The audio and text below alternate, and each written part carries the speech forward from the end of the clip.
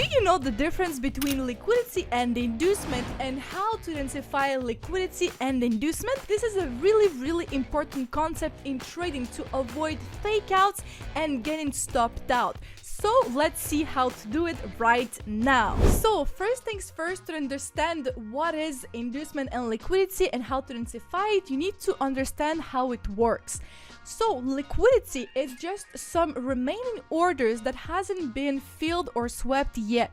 So we have right here, for example, a little high, and as you can see, when price reacts from this level right here and push to the downside, it actually created some unmitigated and remaining orders at this high. That means that later on price will go back and sweep those remaining orders. So for that first concept, we know that liquidity is situated at every single highs and lows.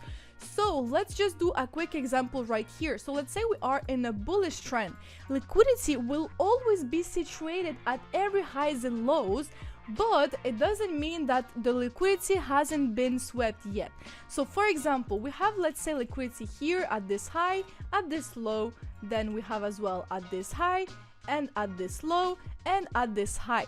So liquidity is situated at every single highs and lows, but every single time a high or a low is broken or swept, it just means that price come up and just sweep it with a wick, let's say, the liquidity got taken. So the orders that were resting right here got actually mitigated and filled, so they are swept, so there's no more liquidity. So let's say right here price actually broke structure, so the liquidity that was sitting up right here got swept, as you can see, as the order got filled by come back into that specific level, so the liquidity is no longer here.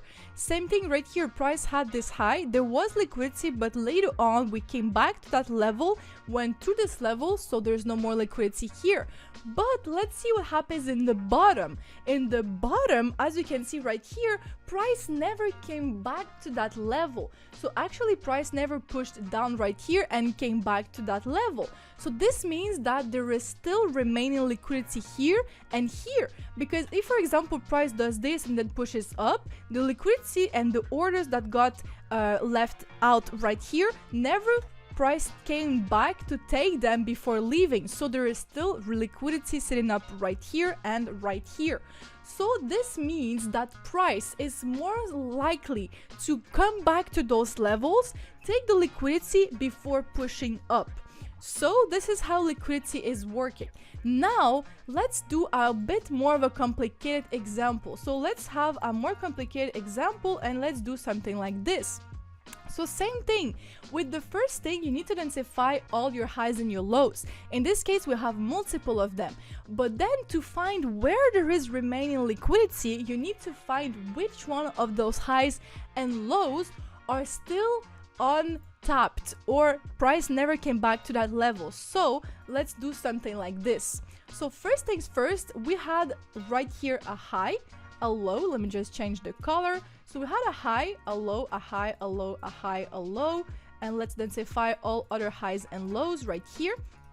And now let's see on which one price already came back to that level.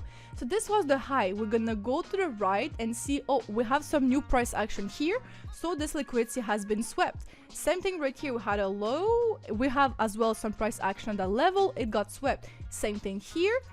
Here, however, let's see. Ooh, we don't have anything on the right from that level, so there is still remaining liquidity right here. So right here, there is still a possibility for price to go back down here and have a liquidity sweep. Then price push to the upside, go to the right. Okay, we have some price action, so there is no more liquidity. If we go to the low, let's see what happens here. Same thing. Oh, price never came back to that level. So same thing, we have some liquidity here. Then let's go to the upside. The high, we go to the right. Oh, never price came back to the level, so there is still liquidity here.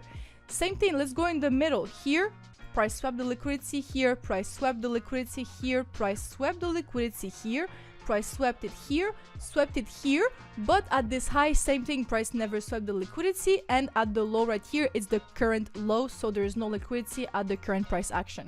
So in this case, the remaining liquidity points that we have are here, here, here, and here. So this means that later on price can push up, sweep this liquidity, push down, sweep this liquidity, and then continue. You need as well to understand that not all the liquidity will be always swept. So it can really be the fact that it might just push up without never sweeping this liquidity. But you need to understand that price is attracted by areas where there is remaining orders to sweep. So this means that most of the cases price will come back down here, sweep these orders before pushing back up. Now, how to use that in our advantage? Actually, this is just to identify where there is most common traps. So let's say right here, if we have inducement and liquidity here. By the way, the difference between inducement and liquidity, it's really similar. Inducement means to induce something. So inducement, it's where there is rest and liquidity, but close to an entry point where people might get trapped. So let's say, for example, right here, this is my price action and I have an interesting area right here where I want to place my order, but the liquidity is situated just below right here. So if let's say I place my order here with my stop loss just below the low, I'm actually targeting my stop loss with the liquidity. So most of the cases price will go down, you know, right here price will push down, sweep the liquidity before pushing up. So you that placed your stop loss just at the low right here without considering that there is some liquidity right here, you just got trapped. So you got the reason and the difference between liquidity and inducement. For example, right here we saw that there was some liquidity too, but this is not inducement yet because overall we are in an uptrend, so there's no reasons right here to look for sells. So as you can see, this is the small difference between liquidity and inducement. Now, how to avoid getting trapped? It's actually to look for zones where above there is inducement and rest in liquidity. So let's say, for example, I have a zone here, and here I have a zone where price got some liquidity left and it got swept. Now this is a liquidity sweep, and this means that now we don't have a trap here anymore. So if I want to enter at this level and my stop loss below here, I have way more a chance to succeed than if, for example, I had my stop loss like this with the liquidity just below. So now let's go how to identify liquidity on a real chart. So on the real chart, same thing, you're just gonna identify your highs and lows. So let's say we have a high here, low, low, high, you have some lows. It's just little pullbacks. You don't need to have like good strong highs and lows, it's just little pullbacks. And now you see on the right if the price swept this high or this low. So in this case, this high got swept. As you can see, price returned to this level, so there's no more liquidity here. Here, same thing, no more liquidity. And by the way, on a real chart, liquidity is with wicks included. So let's say, for example, here we had a wick. When this wick pushed lower and price come back to this level, this is a liquidity sweep. You don't need to wait actually for a body closure. So here the liquidity has been swept. Here in the bottom, you see that nothing came back to that level, so there is still remaining liquidity here. Here, as you can see, here price came back to that level later on, so all the liquidity got swept. And as you can see, same thing for all of this. You see, all of this price came back to the right and swept the liquidity before what? Pushing back up. So you see this is exactly what I said. So price will come back down, sweep the liquidity right here before pushing back up. So if, for example, you entered at a POI or at a point of interest that is not considering the liquidity, like right here, and you place your stop loss there, you got stopped out, while instead you could have targeted or entered at an area where the liquidity has been swept before you enter right here, and then you're not stopped out. So this is how it works. And here, same thing, liquidity has been swept, and this is, as you can see, price then pushed down and then pushed up. So this is how you can actually avoid getting stopped out. And let's see, for example, another example of a trade that is actually going on. So right here, let's go on a trade that is going on right here. This is a trade on CAD GPY right here. So as you can see right here, let me just delete this. Let me just go on another broker just to do the example. So let's say FXMC. Okay, never mind. So right here, let's say we have a little point of interest that looks pretty good, right? So I don't like the gap, that's why I don't usually use this broker, but just not to mess up my real trade, I'm gonna use this for your example. So as you can see right here, we had this little POY, right? And there was no liquidity on the top. There was this little pullback, but all the nice pullback was here.